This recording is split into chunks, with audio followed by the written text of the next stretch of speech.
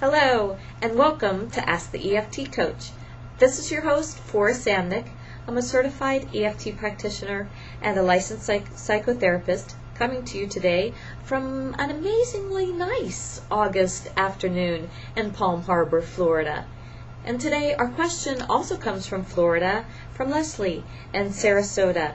And Leslie asks, what is a psychological reversal and how does it work?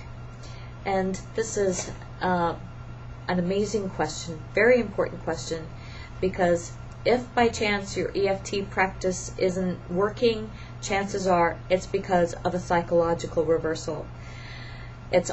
Psychological reversals are also known as polarity reversals, and we call them PR for short. And basically, a psychological reversal is caused by the energy circuits not being aligned correctly. Very much like if you put your batteries in your flashlight in the wrong direction, both going the same way instead of back to back, so that you're not completing the energy circuit. One of the best analogies I've heard is like an experiment we did in elementary school. I'm going way back here, but what we did was we had a piece of white paper and we shook some metal filings on top of it, and then we took the positive end of a magnet and watched all those metal filings just kind of magically line up. And but once we turned the pole over to the negative pole of the battery, then all those metal filings just scattered in every different direction. So that's very much like what happens in our energy system if things are not set up correctly, so that we're not completing an energy circuit. And then no matter how powerful EFT is and how well you are performing EFT, you're not going to get anywhere. So really important to understand psychological reversals. So let's look at the causes, and I'm going to do this by breaking psychological reversal into two categories. And one is the generalized psychological reversals, and there are four main causes of those. And the first one's really very simple, and that's dehydration. And that's always the first place I look.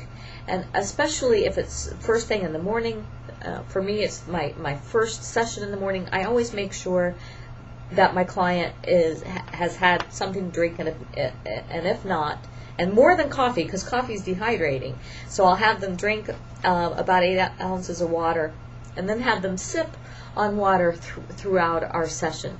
You think about it, water is a main conductor of electricity, and so if we are dehydrated, then we are not going to have the amount of water we need in order to make those energy circuits complete. Another generalized psychological reversal cause is toxins, energy toxins, and these can be things such as food, internal reasons, food sensitivities to metals such as joint replacements or pins or other kinds of metal that are holding bones together, or even the metal in our fillings. Also external toxins such as perfumes or tobacco smoke, or sometimes even toxins and carpets, things like that can disrupt and create havoc on our energy system, so that we're not completing a circuit and our tapping won't work. Another one is chronic negative thinking. And you think about our analogy with the magnet, and it's the negative pole that scatters all those metal shavings.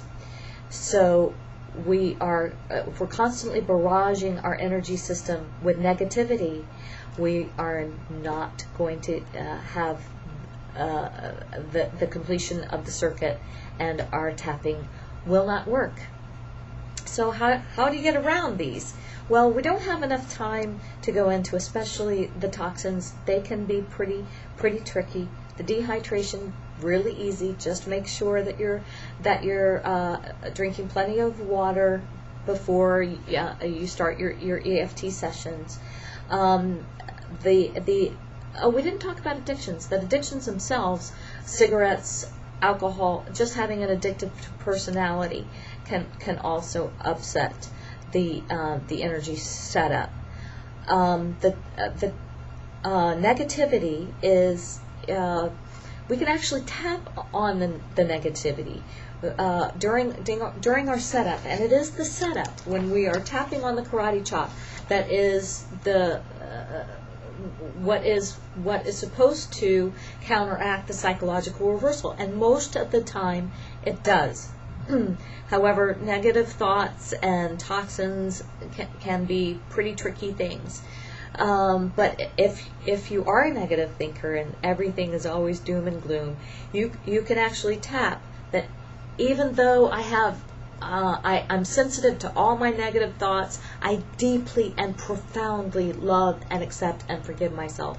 And even though I think all these negative thoughts are keeping me safe and I'm afraid to give them up, I deeply and profoundly love and accept and forgive myself. You might want to give that a try.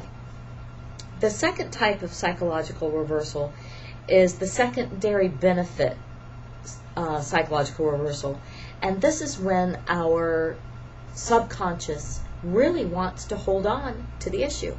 And I know that sounds crazy when you're let's say your goal is to lose 50 pounds, and you're saying, wait, what do you mean that my subconscious wants to be 50 pounds overweight? That's ridiculous.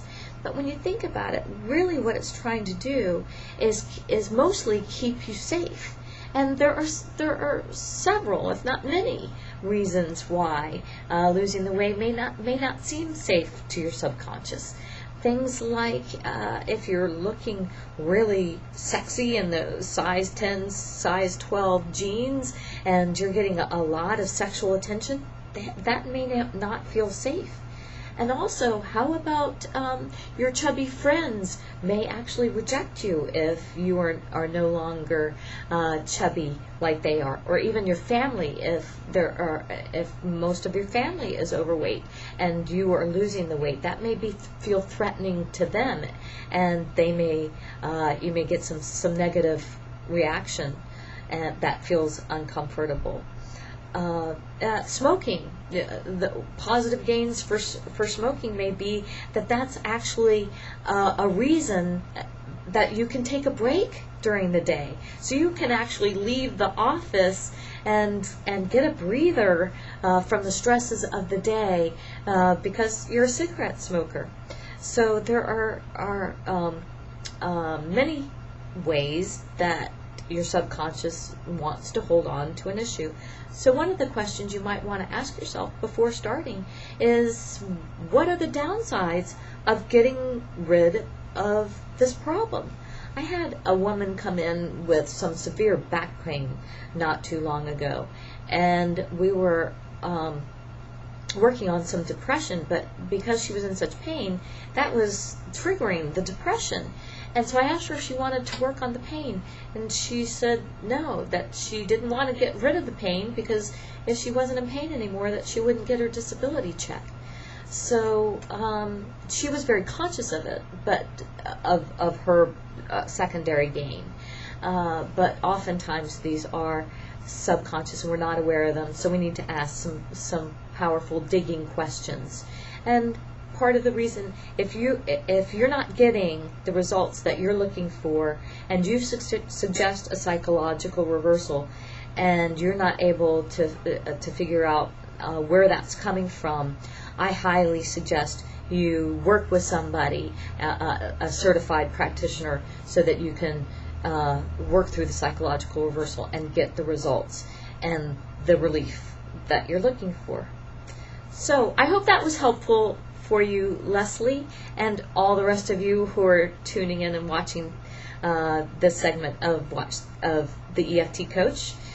If you have a question, I really want to hear from you, so feel free to log on to my website, www.lifeworkswitheft.com, and shoot me an email, and perhaps I will answer one of your questions via this amazing medium known as YouTube. Until then, I wish you a very, very happy day, and tap on.